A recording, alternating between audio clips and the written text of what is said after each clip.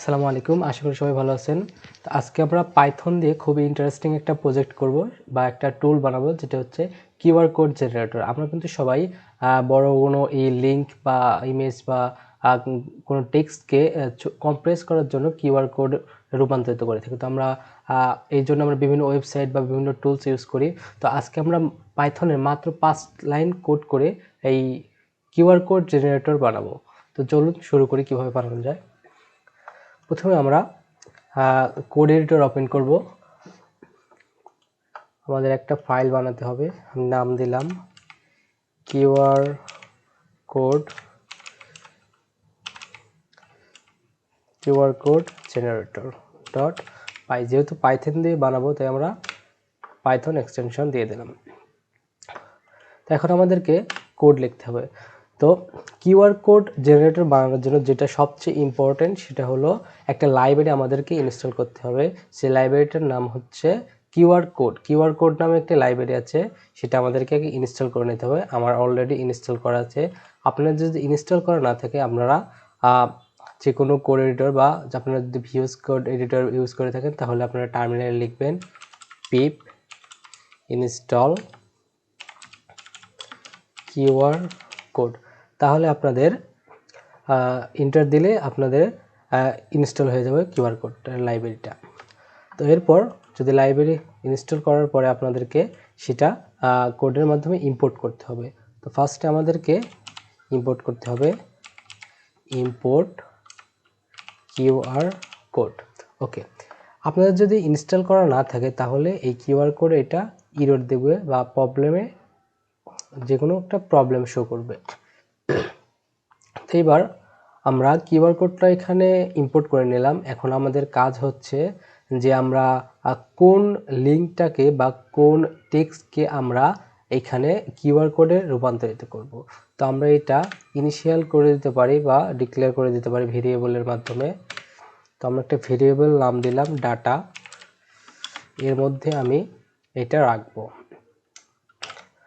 তো আমি গুগলের লিঙ্কটা দিতে পারি www.google.com। ওকে, আমি এখানে একটা লিঙ্ক দিলাম, এটা হচ্ছে গুগলের লিঙ্ক। ওকে, আমি এখন চাইবো যে এই লিঙ্ক থেকে একটা কিউআর কোড জেনারেট হবে। ওকে, এখন আমাদের কিউআর কোড জেনারেট হওয়ার ফাংশনটা লিখতে হবে। যেহেতু আমরা কিউআর কোড লাইব্রেরিটা অলরেডি ইনস্টল করে ফেলেছি, আমাদের এখানে আমি একটা ভেরিয়েবলের মধ্যে রাখবো, সেটা হচ্ছে কিউআর। ওকে, এখন আমাদের যেটা লিখতে হবে কিউআর কোড ডট মেক, এটা আমাদেরকে লিখতে হবে। কারণ আমি এই যে লাইব্রেরিটি ইনস্টল করেছি সেই লাইব্রেরিটা এখানে ডিক্লেয়ার করে তাকে বলে দিলাম যে কিউআর কোড মেক, তাকে মানে তুমি মেক করো কিউআর কোডটা। ওকে, এখন কোন লিঙ্ক বা কোন টেক্সটকে সে জেনারেট করবে সেটা আমাদেরকে বলে দিতে হবে।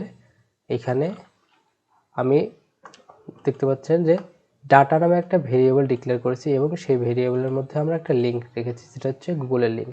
অ্যান্ড সেই লিঙ্ক এখানে দিয়ে দেব, বা আমরা যেহেতু একটা ভেরিয়েবলের মধ্যে রেখেছি তাই আমরা ভেরিয়েবলের নামটা এখানে বলে দেব যে আমরা ডাটা ভেরিয়েবলের লিঙ্কটাকে তুমি কিউআর কোডে রূপান্তরিত করো। ওকে, আমাদের কিন্তু কাজ অলরেডি শেষ।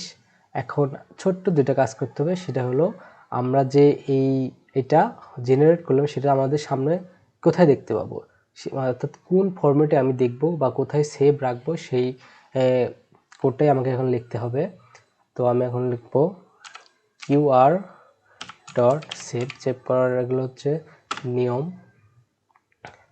তো কিউআর ডট সেভ আমি কোথায় সেভ রাখবো এটা বলে দিই, বা কি হিসাবে বা কি ফরম্যাটে রাখবো। আমি বলে দিলাম কিউআর কোড ডট পিএনজি। আমি এখানে পিএনজি ফরম্যাট, আপনারা চাইলে জেপিজি ফরম্যাট বা বিভিন্ন ফরম্যাটে আপনারা সেভ করতে, কোন ফরম্যাটে সেভ করবেন সেটা আপনার একান্ত ব্যক্তিগত বিষয়। তো আমি এখানে পিএনজি ফরম্যাটটা বলে দিলাম যে তুমি পিএনজি ফরম্যাটে তুমি আমার প্রোগ্রাম যেখানে আছে সেই প্রোগ্রাম বা ফোল্ডারে তুমি এটা সেভ করবা কিউআর কোড ডট পিএনজি নামে। ওকে, আমার কাজ কিন্তু অলরেডি শেষ। আর কোনো কিছু করতে হবে না। এটা যদি আমি রান দিই তাহলে আমার একটা কিউআর কোড নামে একটা জেনারেট হবে একটা ইমেজ। তো আমি আরেকটু সুবিধার জন্য যে আমার কাজটা সঠিকভাবে হলো কিনা আমি টার্মিনালে দেখতে চাই, তাই আমি এখানে বলে দিতে চাচ্ছি, অর্থাৎ প্রিন্ট করে দেখবো যে সঠিকভাবে কাজ হচ্ছে কিনা। তাই আমাদের একটা মেসেজ শো করাবো যে কিউআর কোড জেনারেট সাকসেসফুলি। ওকে, আমি একটা এখানে মেসেজ শো করলাম, অর্থাৎ কিউআর কোড স্ক্যান, অর্থাৎ ইমেজটা তৈরি হওয়ার পর আমাকে টার্মিনালে শো করবে, প্লাস আমার এখানে ইমেজটাও আমি দেখতে পারবো। তো এখন যদি আমি এই প্রোগ্রামটা রান দেই, ওকে, আপনারা দেখতে পাচ্ছেন এখানে এই যে কিউআর কোড ডট পিএনজি নামে কিন্তু একটা ইমেজ তৈরি হয়ে গেছে। আমি যদি এখানে ক্লিক দিই, এই যে আমরা কিন্তু দেখতে পাচ্ছি অলরেডি আমাদের www.google-এর যে লিঙ্কটা আমরা দিয়েছি সেই লিঙ্কের একটা কিউআর কোড জেনারেট হলো। এখন এই কিউআর কোডটা সঠিকভাবে জেনারেট হলো কিনা আপনারা আপনাদের ফোনের কিউআর কোড স্ক্যানার দিয়ে কিন্তু আপনারা চেক করতে পারেন। কিন্তু আপনি যদি চান যে আমি নিজেই একটা টুলস বানাবো যেটা দিয়ে আমি কিউআর কোড স্ক্যান করে দেখতে পারবো এটা আসলে কিসের কোড বা কোনো লিঙ্কের নাকি কোনো টেক্সট এর মধ্যে কী লুকায়িত আছে, তাহলে কিন্তু সেটাও আপনারা বানাতে পারবেন। ঠিক সেমভাবে এরকম 5 থেকে 7 বা 10 লাইন কোড লিখে কিন্তু একটা কিউআর কোড স্ক্যানার তৈরি করে ফেলতে পারবেন। তো আপনারা যদি চান অবশ্যই কমেন্টে লিখতে পারেন, আমি পরবর্তীতে ভিডিওতে একটা কিউআর কোড স্ক্যানার প্রজেক্টটা শেয়ার করব আপনাদের সাথে। তো আপনারা কিন্তু দেখে ফেলেন অলরেডি আমরা মাত্র এখানে যদি আমি এই লাইনটা কেটে দিই, অলরেডি 5 লাইন, জাস্ট 5 লাইনে কিন্তু আমরা একটা কিউআর কোড স্ক্যানার বানিয়ে ফেললাম। ফার্স্ট লাইনে আমাদেরকে একটা লাইব্রেরি ইনস্টল করতে হবে, সেই লাইব্রেরিটার নাম হচ্ছে কিউআর কোড। আমরা লাইব্রেরি ইনস্টল করার পর আমরা কোডে ইম্পোর্ট করব, সেটা import QR code, and then আমরা একটা ভেরিয়েবলের মধ্যে আমরা সেই লিঙ্কটা রেখে।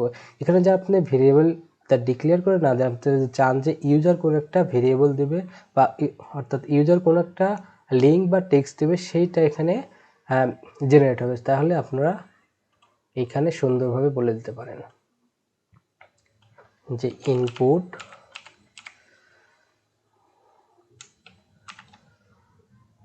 বলে দিলাম যে ইন্টার